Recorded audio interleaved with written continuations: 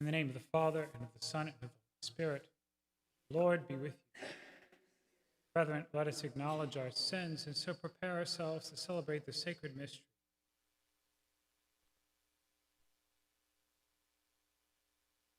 You were sent to heal the contrite of heart, Lord, have mercy. You came to call sinners, Christ, have mercy. You intercede for us at the right hand of the Father, Lord, have mercy.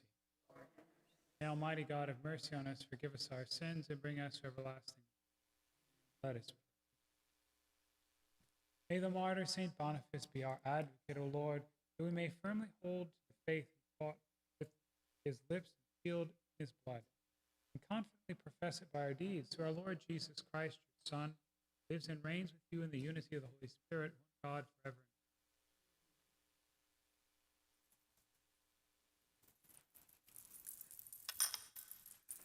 A reading from the book of Tobit. Tobit called his son Tobiah and said to him, Son, see to it that you give what is due to man. Who made the journey with you, give him a bonus too. So he called Raphael and said, Take as your wages half of all that you have brought back, and go in peace. Raphael called the two men aside privately and said to them, Thank God, give him the praise and the glory before all the living.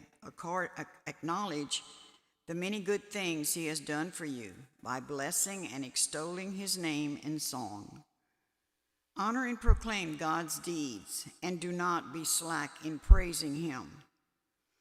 A king's secret it is prudent to keep, for the works of God are to be declared and not known. Praise them with due honor. Do good, and evil will not find its way to you. Pray and fasting are good, but better than either is almsgiving accompanying by righteousness. A little with righteousness is better than abundance with wickedness. It is better to give alms than to store up gold, for almsgiving saves one from death and expiates every sin. Those who regularly give alms shall enjoy a full life, but those habitually guilty of sin are their own worst enemies. I will now tell you the whole truth. I will conceal nothing at all from you. I have already said to you, a king's secret it is prudent to keep, and the works of God are to be made known with due honor. I can now tell you that when Tobit and Sarah prayed, it was I who presented and read the record of your prayer before the glory of the Lord. And I did the same thing when you used to bury the dead. When you do not hesitate to get up and leave your dinner in order to go and bury the dead, I was sent to put you to the test. At the same time, however, God commissioned me to heal you and your daughter-in-law Sarah. I am Raphael, one of the 7 angels who enter and serve before the glory of the Lord. So now get up from the ground and praise God. Behold, I am about to ascend to him who sent me. Write down all these things that have happened to you. The word of the Lord. Thanks be to God. Blessed be God who lives forever. Blessed be God who lives forever. He scourges and then has mercy. He casts down to the depths of the netherworld, and he brings up from the great abyss. No one can escape his hand. Blessed be God who lives forever. So now consider that he has done what he has done for you, and praise him with full voice. Bless the Lord of righteousness and exalt the King of ages. Blessed be God who lives forever. In the land of my exile, I praise him and show his power and majesty to a sinful nation. Blessed be God who lives forever.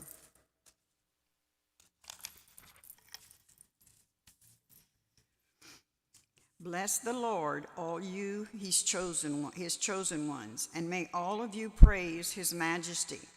Celebrate days of gladness and give him praise. Blessed be God who lives forever. Alleluia, alleluia, alleluia. Blessed are the poor in spirit, for theirs is the kingdom of heaven. Alleluia, alleluia.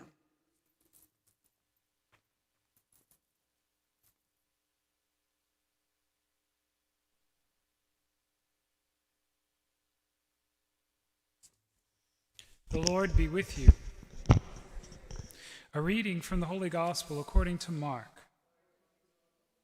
In the course of his teaching, Jesus said, "Beware of the scribes and who like to go around in long robes and accept greetings in the marketplaces, seats of honor in synagogues, and places of honor at banquets. They devour the houses of widows and as a pretext recite lengthy prayers. They will receive a very severe condemnation." He sat down opposite the treasury and observed how the crowd put money into the treasury. Many people put in large sums. The poor widow also came and put in 2 small coins worth a few cents. Calling his disciples to himself, he said to them, "Amen, I say to you, this poor widow put in more than all the other contributors to the treasury, for they have all contributed from their surplus wealth, but she, from her poverty, has contributed all she had, her whole livelihood." The Gospel of the Lord.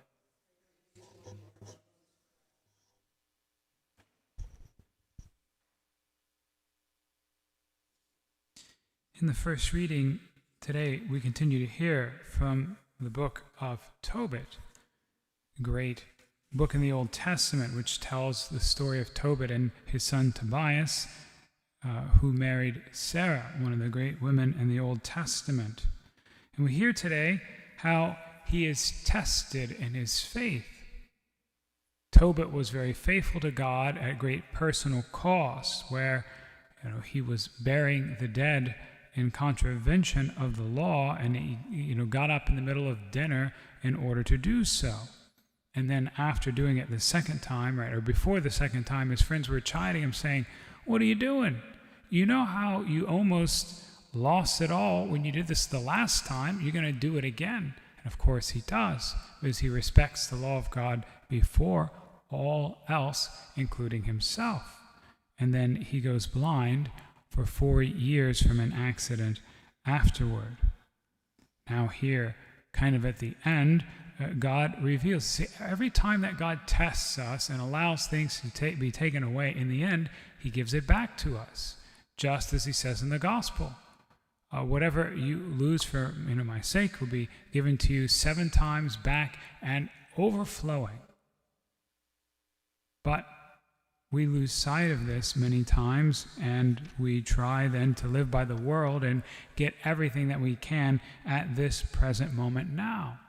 So the opposite of what God is doing in Tobit and Tobias is cautioned by Jesus in the gospel, who says, "Beware of the scribes who like to go about in long robes and accept greeting in the marketplaces, seats of honor in the synagogues, and places of honor at banquets." Pope Francis is always talking about clericalism. And you know what? It is a real thing that priests should be concerned about. Sometimes I wonder if we're talking about the same thing. Sometimes Pope Francis seems, God knows, but sometimes he seems to be equating clericalism with following the law of the church, which, in charitable interpretation, I'm going to say, he can't mean that, because it cannot be an act against charity to observe the law that God has given us. But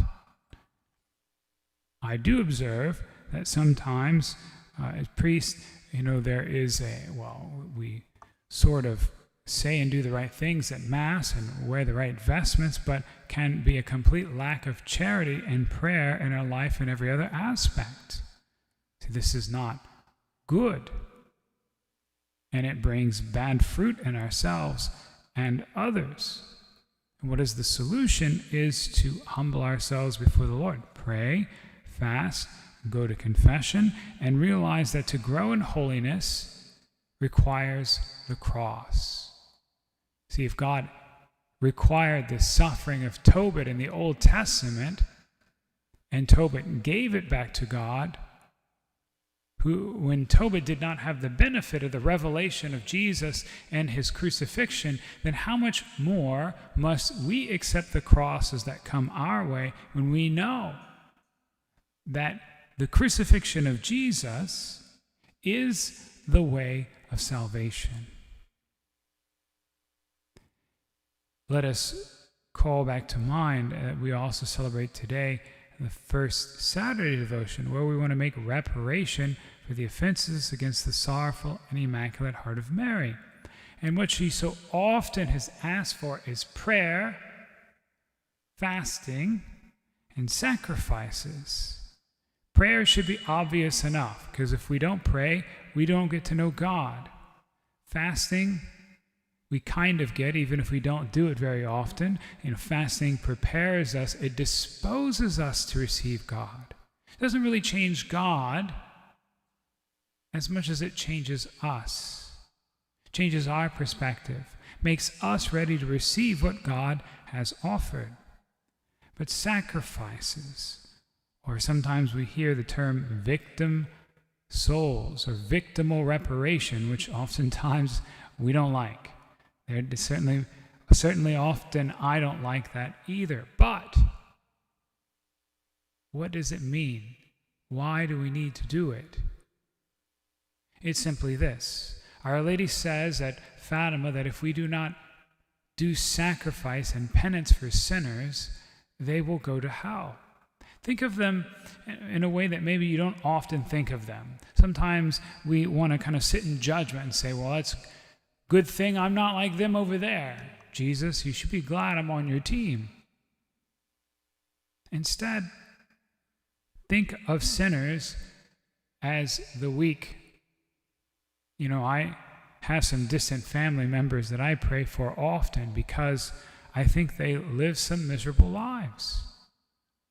And I say that because, one, I see the sin that they are doing that is publicly known by other people. But two, when you look at someone who lives unrepentant alive of sin, especially when they throw it up and like sort of dare you to tell them that they're wrong. They want to make a show of it.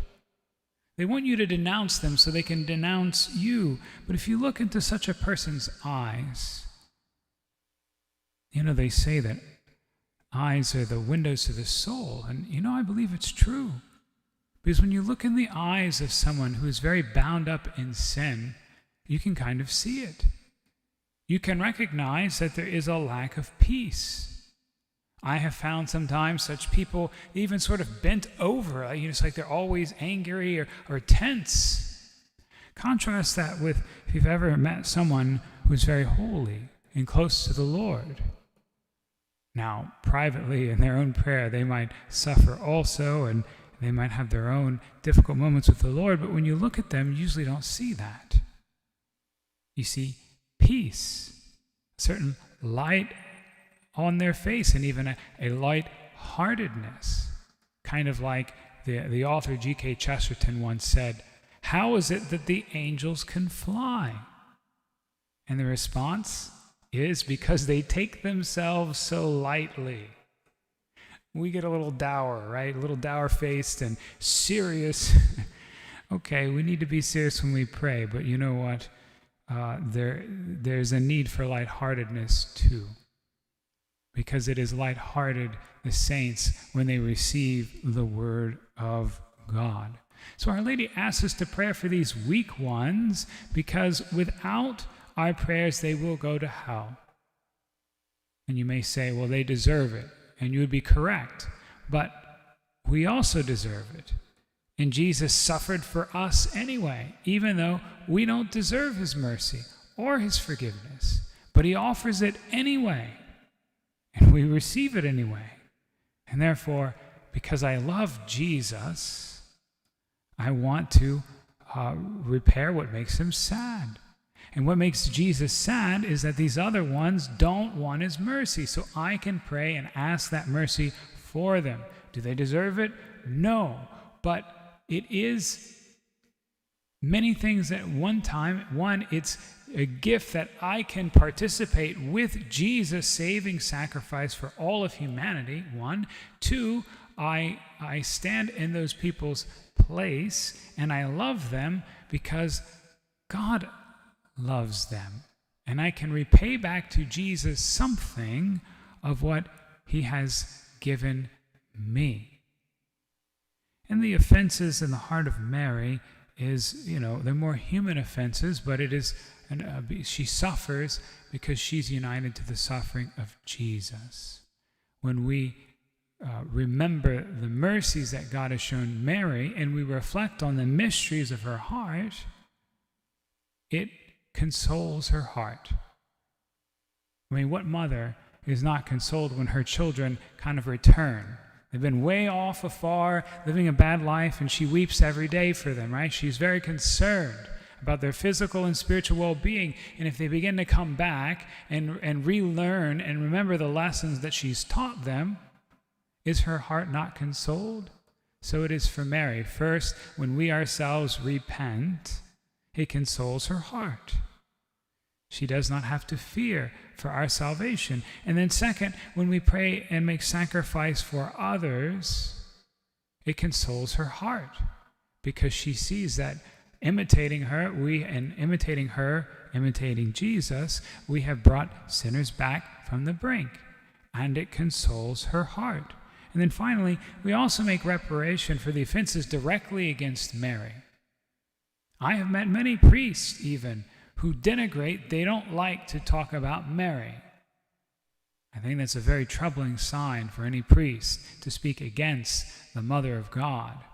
I mean, how can you please Jesus by speaking offenses against his mother? I don't know. But when we accept those things that are true about Mary, it consoles her heart, right? Again, think about a mother, right? Maybe everyone spread lies about her in the whole town, and she is beside herself, and her son comes and says, Mom, you're none of those things. I know who you are, and Dad knows who you are. Don't listen to them. Again, would that not be a consolation to her heart? Analogously, we make reparation by honoring God for the things that he's bestowed upon his mother and that he has given her to us.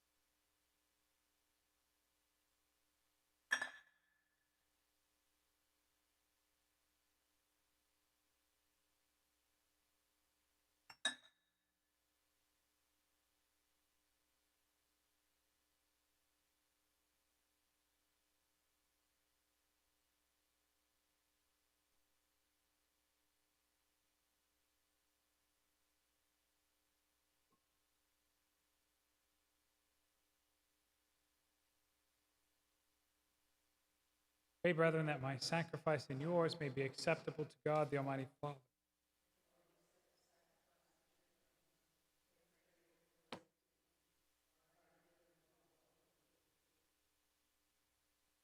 Sanctify our offerings by your blessing, O Lord, we pray. By your grace, may we be set afire with a flame of your love, through which Saint Boniface overcame every bodily torment through Christ our Lord. The Lord be with you. Lift up your hearts. Let us give thanks to the Lord our God. It is truly right and just, our duty and our salvation, always and everywhere to give you thanks, Lord, Holy Father, Almighty and eternal God, for the blood of your blessed martyr Boniface has poured out like Christ into your glory of your name. Shows forth the marvelous works by which in our weakness you perfect your power, and on the feeble you bestow strength to bear witness to Christ our Lord. And so with the powers of heaven, we worship you constantly on earth, and before your majesty without end we acclaim, Holy, holy, holy Lord, God of hosts, heaven and earth are full of your glory. Hosanna in the highest. Blessed is he who comes in the name of the Lord. Hosanna. You are indeed holy, O Lord, the fount of all holiness. Make holy, therefore, these gifts, we pray. Make holy, therefore, these gifts, we pray, by sending down your Spirit upon them like the dewfall, so that they may become for us the body and blood of our Lord Jesus Christ.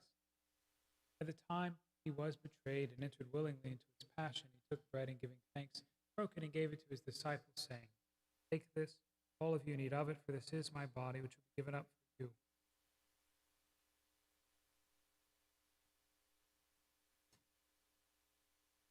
In a similar way, when supper was ended, he took the chalice, once more giving thanks, he gave it to his disciples, saying, Take this, all of you, and drink from it, for this is the chalice of my blood, the blood of the new and eternal covenant, to be poured out for you for the forgiveness of sins. Do this.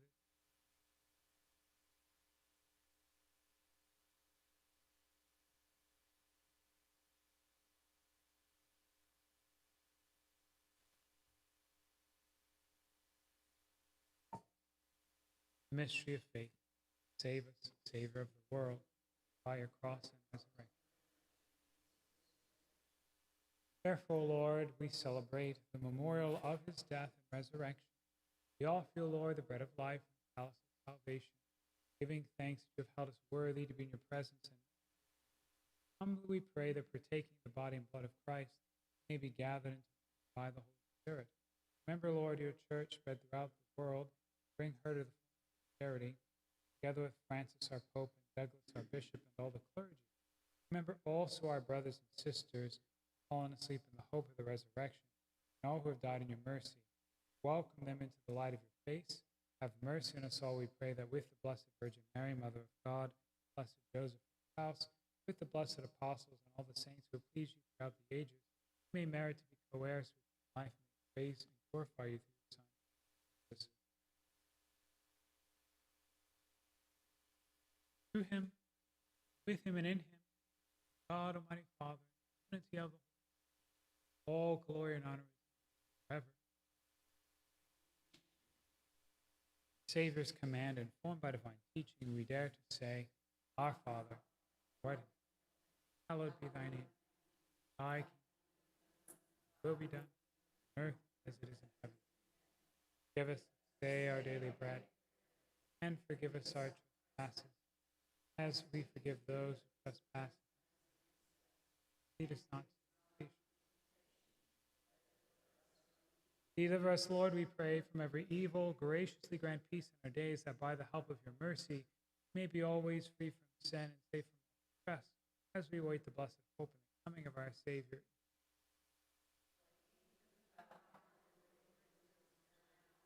Lord Jesus Christ, who said to your apostles, Peace I leave you, my peace I give you. Look not on our sins, but on the faith of your church, and graciously grant her peace and unity in accordance with your will, live and reign forever. The peace of the Lord be with you always. Lamb of God,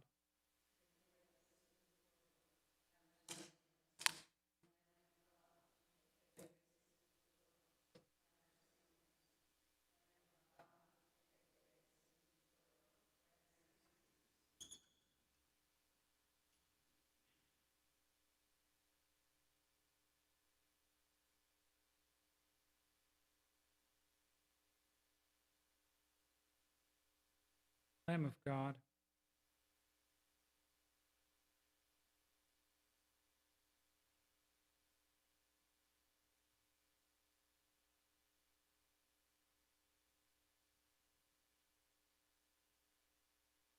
behold the Lamb of God, behold him who takes away the sins of the world. Blessed are those called to the supper of the Lamb.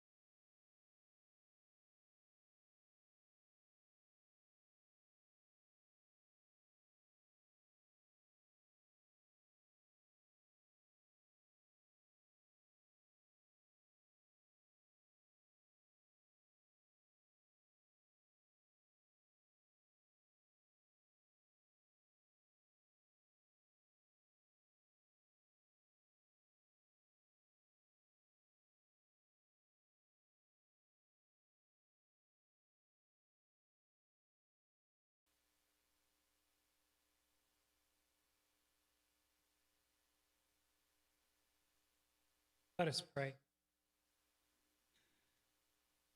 May the sacred mysteries of which we have partaken, O Lord, we pray, give us that determination by which your blessed martyr Boniface, faithful in your service and victorious in suffering through Christ our Lord. The Lord be with you. May Almighty God bless you, the Father, the Son, and the Holy Spirit. Go forth, Mass.